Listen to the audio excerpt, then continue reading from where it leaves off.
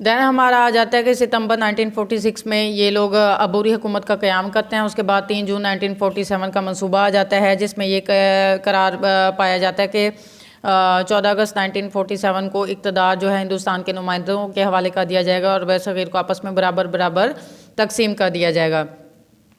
اور یہ اس طرح سے تھا کہ جو بھی فیصلہ کیا گیا ان صوبوں کو آپس میں تقسیم کر دیا جائے گا. صوبوں کی حد بندی ایک کمیشن قائم کرے گا. سندھ اسمبلی جو ہے وہ کثرت رائے سے اپنے صوبے کے مستقبل کا فیصلہ کرے گی. سرحد اور سلہٹ کے عوام پاکستان یا بھارت میں شمولیت کا جو ہے فیصلہ استصواب رائے یعنی ریفرینڈم کے ذریعے کریں گے. بلوچستان کا فیصلہ جو ہے وہ ان کا شاہی جرگہ کرے گا کیونکہ بلوچستان ایک قبائلی علاقہ ہے نا. تو سندھ اسمبلی نے پاکستان میں شامل ہونے کا فیصلہ کر لیا. اس کے بعد آ جاتا ہے قانون آزادی ہند 1947 پاس ہوتا ہے. اس میں ہندوستان کو 2 ریاستوں پاکستان اور بھارت میں تقسیم کر دیا جاتا ہے. پھر ریڈ کلف ایوارڈ ہے. یہ جی دنیا کا ناانصافی پہ مبنی ایک ایوارڈ ہے. یہ اصل میں ایوارڈ نہیں ہے بس یہ ایک فیصلہ ہے. پنجاب اور بنگال کے علاقوں کی تقسیم کا جب فیصلہ ہونے لگا تو برطانوی حکومت نے سر ریڈ کلف کی سربراہی میں ایک حد بندی کمیشن قائم کیا جس میں پنجاب کی حد بندی کے لیے پاکستان کی طرف سے جسٹس منیر، جسٹس دین محمد اور بھارت کے نمائندے جسٹس مہاچند مہاجن اور جسٹس تیجس سنگھ تھے.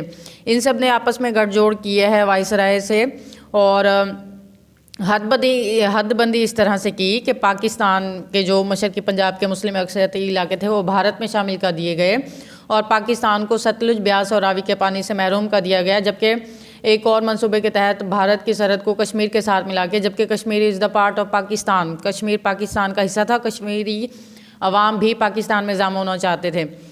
پھر اس کے بعد گرداسپور کے راستے بھارت نے کشمیر پہ قبضہ کر لیا تو مسئلہ کشمیر ہمارے پاس ہوا اور دوسرا ایک اہم مسئلہ پانی کا ہوا. تو ریڈ کلف کی ناقص منصوبہ بندی کے باعث پاکستان کو کئی مسائل سے دوچار ہونا پڑا. پھر صبح آزادی آتی ہے 14 اگست 1947. 27 رمضان المبارک جمعہ کے دن کو پاکستان دنیا کے نقشے پہ ابھرا اور قائد اعظم محمد علی جناح پاکستان کے پہلے کیا بنے؟ Governor general. پھر اس کے بعد آ جاتی ہیں قائد اعظم کی سیاسی اور آئینی کوششوں کے حوالے سے قیام پاکستان میں کردار. تو اوبیسلی قائد اعظم کے بارے میں ہمیں تھوڑی سی ڈیٹیل دینی ہے. سب سے پہلے ان کے ابتدائی حالات، ان کی تاریخ پیدائش، ان کی رہائش، یہ سارا ہم نے بتانا ہے. پھر ان کی تعلیم کے بارے میں. تو جی قائد اعظم 25 دسمبر 1876 کو کراچی میں پیدا ہوئے. آپ کو ہندو مسلم اتحاد کا سفیر کہا جاتا ہے.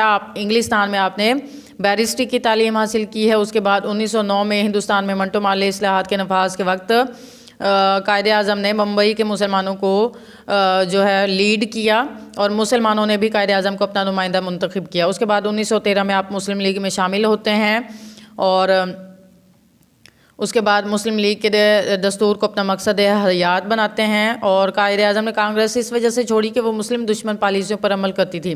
اس کے بعد دسمبر 1916 میں مسلم لیگ اور کانگریس کے ساتھ جو جلسہ کیا جاتا ہے تو قائد اعظم نے صدارت کی ہے. تو انہوں نے اپنے خطبے میں ارشاد فرمایا کہ ہم کوئی انعام یا رعایت نہیں چاہتے،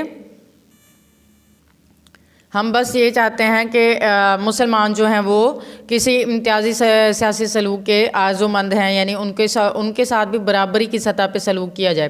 پھر 1919 میں حکومت برطانیہ ایک رول ٹیکٹ منظور کیا جس میں مسلمانوں کو کہا گیا کہ یہ حکومت جو ہے ان کو کسی بھی وقت جو ہے گرفتار کر سکتی ہے، ٹھیک ہے، خفیہ مقدمات چلا سکتی ہے. تو یہ قائد اعظم نے مکمل طور پہ اسے رد کیا. اس کے بعد اپنے نکات پیش کیے. 3 گول میز کانفرنسز میں انہوں نے شرکت کی ہے جس میں سے پہلی 2 کانفرنسوں میں شرکت کی اور یہ مکمل طور پہ یہ تمام 3 گول میز کانفرنسیں ناکام رہتی ہیں. اس کے بعد حکومت برطانیہ ایکٹ جب 1935 منظور کرتی ہے تو اس کے صوبائی حصے کو قائد اعظم کی تحریک پہ قبول کر لیا جاتا ہے، جبکہ کانگریس اور مسلم لیگ دونوں جماعتوں سے ناپسند کرتی ہے، لیکن قائد اعظم کے کہنے پہ انہوں نے اس تحریک کو قبول کر لیا.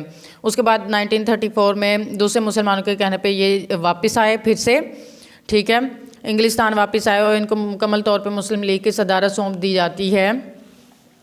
تو بیسیکلی قائد اعظم نے نا پاکستان کے پیچھے اپنی جان لگا دی تھی، ایسے کہہ لیں کہ مسلمانوں کے لیے پاکستان کے قیام کا حصول جو ہے وہ ممکن بنا دیا ورنہ ناممکن نظر آتا تھا، ٹھیک ہے. اس کے بعد ہے انتخابات ہوتے ہیں 1945-46 کے، تو مسلم لیگ جو ہے واحد نمائندہ جماعت اس وقت تھی کس کی، مسلمانوں کی. تو یہ شاندار انتخابات میں یعنی شاندار کامیابی جو ہے انتخابات میں حاصل کرتی ہے، جس میں 90% کامیابی ہوتی ہے مسلم لیگ نے. ٹھیک ہے، مرکز میں 100% اور صوبائی اسمبلی میں 90%، یعنی کہ یہ ایک شاندار قسم کی کامیابی تھی ہماری. جبھی تو انگریز جو تھے وہ ہمیں الیکشن لڑنے نہیں دیتے تھے، ووٹنگ نہیں کرنے دیتے تھے.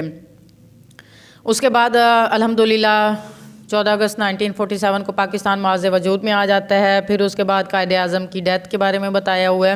اس کے بعد ہمیں ریاست کے استحکام کے بارے میں بتایا ہوا ہے کہ ہمارا جو آئین ہے وہ شروع سے ہی مشکلات کا شکار تھا، تو اس کے لیے ایک نیا آئین بنایا گیا. 1935 کے آئین کو پہلے چلایا گیا، اس کے بعد ایک نیا آئین جو ہے وہ قائم کیا گیا، جس کی صدارت مرکزی پارلیمنٹ کر رہی تھی. اس کے بعد آ جاتے ہیں پاکستان بننے کے بعد پاکستان کو جو بیسک مسائل آ جاتے ہیں ریڈ کلیف کا، جو ہم نے پیچھے مسائل پڑھے ہیں کہ انہوں نے ناانصافی کر کے جو ہے مسلمان اکثریت والے علاقے ہندوستان میں دے دیے. تو جی بھارت کیا کرتا ہے، بھارت نے کشمیر پہ بھی قبضہ کر لیا. اس کے بعد ہمارے پاس سب سے پہلے تو ریڈ کلیف ایوارڈ کی ناقص منصوبہ بندی تھی. اس کے بعد مہاجرین کی آباد کاری تھی، جو پاکستان میں آئے تھے لوگ ہندوستان سے، ان کو وہاں پہ رکھا کیسے جائے، سسٹم، رہائش، کھانا پینا، بیماریاں، ان سے جو ہے نبٹنا. ٹھیک ہے، اس کے بعد انتظامی مشکلات ہیں، ہمارے پاس آفس نہیں ہے اور ہمارے پاس افسران بھی نہیں ہیں، اور ان افسران کے لیے بنیادی دفتر بھی نہیں ہیں، سہولتیں نہیں ہیں، یعنی بیسک جتنی بھی ہماری ضروریات ہیں وہ اس وقت نہیں ہیں ہمارے پاس. معاشی طور پہ مشکلات ہیں، ہمارے پاس پیسے نہیں ہیں. ہماری جو انڈسٹریز ہیں، جو کارخانے ہیں، ملیں ہیں، وہ ساری کوشش کر کے اس طرح سے کی گئیں کہ سارے کے سارے جب وہ آپس میں تقسیم کیے گئے ہیں نا، تو وہ انڈیا کے حصے میں چلے گئے ہیں. بینک وغیرہ سے لے کے جتنی بھی انڈسٹریل ایریا ہے وہ سارا کا سارا زیادہ تر کس میں چلا گیا ہے، بھارت میں چلا گیا ہے. ٹھیک ہے، اور کوشش یہ تھی کہ پاکستان کو اقتصادی طور پہ مکمل طور پہ تباہ کر دیا جائے. تو جب یہ ملک ہی نہیں چل سکے گا تو بھارت اس پہ دوبارہ سے حملہ کر لے گا اور پاکستان کے معیشت کو تباہ کر دیا جائے. لیکن اس طرح سے ہو نہیں سکا. الحمدللہ پاکستان جو ہے تا قیامت وہ جاری ہے اور قائم دائم ہی رہے گا. پھر اس کے بعد فوجی اثاثوں کی تقسیم جب ہوتی ہے، اس میں بھی انصاف سے قائم نہیں لیا گیا. ہمارے پاس نہ علاقے ہیں، نہ رہائش ہے، نہ کھانا پینا ہے، نہ دفاتر ہیں، نہ سول افسران ہیں. جہاز سے لے کے تو ہمارے پاس گاڑی تک جو ہیں وہ بہت کم ہیں. ٹھیک ہے، تو اس سب کو مینیج کرنا، وقت پہ یہ سارا کچھ کرنا قائد اعظم کے لیے جو ہے ایک سال میں سمجھ لیں ایک ٹارگٹ تھا سب سے بڑا، کہ پاکستان کو دوسرے ملکوں کے ساتھ بھی لے کے آنا تھا، اقوام متحدہ میں بھی کھڑا کرنا تھا، ملک کے اندر کی جو اندرونی سیاستیں ہیں ان سے بھی نمٹنا تھا، اور لوگوں کو بھی کسی طرح سے مینیج کرنا تھا. تو فوجی اثاثے جو ہیں وہ آپس میں اس طرح سے کہ 64% اور 36% کے تناسب سے تقسیم کر دیے جائیں، لیکن اس طرح سے ہوا نہیں. ٹھیک ہے، تو اسلحہ ساز فیکٹریاں بھی ساری کی ساری بھارت میں چلی گئی ہیں، اور اسلحہ بنانے کے لیے ہمیں کوئی سامان بھی نہیں دیا جا رہا. کہا یہ گیا کہ پاکستان کو 60 ملین روپے دیے جائیں گے تاکہ وہ اپنی اسلحہ ساز فیکٹریاں قائم کر سکے، لیکن اس طرح سے نہیں کیا گیا اور حالات مزید پیچیدہ ہو گئے. پھر زرعی مشکلات آ جاتی ہیں، نہری آبپاشی نہیں ہے، دریاؤں پر جتنے بھی ہیڈ ورکس ہیں وہ سارے بھارت کو دے دیے گئے ہیں، ہمارے پاس کچھ نہیں ہے، کنٹرول بھارت کے پاس ہے. تو بھارت نے کیا کیا، پاکستان کو پانی کی فراہمی معاہدے کے باوجود بھی روک دیا. اس کے بعد 1948 میں اس کے بعد کیا ہوتا ہے، ہم لوگ 20 سال کے قریب سمجھ لیں 20 سے 15-16 سال کے قریب جو ہے ہم لوگ معاشی طور پہ غیر مستحکم ہی سمجھے رہے، کیونکہ ہمارے پاس پانی کی قلت تھی اور پانی بھارت کے پاس تھا. 1960 میں ایک معاہدہ ہوتا ہے جس میں پانی کی برابری کی تقسیم کا مسئلہ حل ہوا، اور 3 دریا جو ہیں وہ بھارت کو اور 3 پاکستان کو دے دیے گئے. اس کے بعد سیاسی مشکلات آتی ہیں.